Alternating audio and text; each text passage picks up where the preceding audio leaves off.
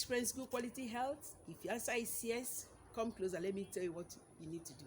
The very first steps you need to take, or the first journeys that you need to embark on, give it any name you wish, is to make sure that you bring your body pH level to alkaline. Yes, that is the very first thing you need to do.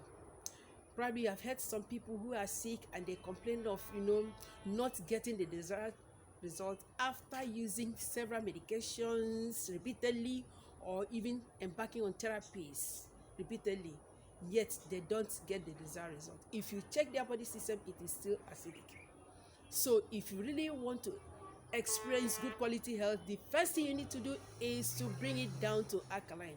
Sad to say, on daily basis we eat foods and even expose our bodies to substances that tends to push our body pH to acidic.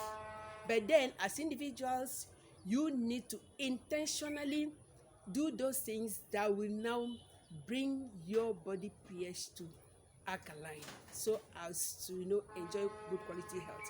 You may now wonder how we'll be able to do it. Look, let me tell you, one of the easiest and safest, even the most simplest ways that you can do that is to use potato peels. Look at this, the same potato peels.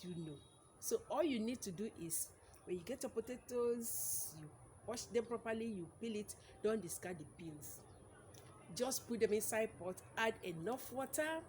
Now bring it to boil like 10 to 15 minutes, depending on the heat of the stove or gas or firewood or any form of heat that you want to use.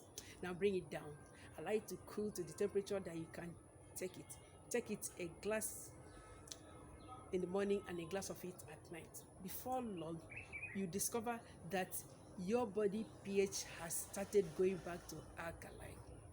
See, you don't even need to wait until you're sick before you start using all these things. Remember, we are going back to nature, because nature has all it takes for us to enjoy good quality health.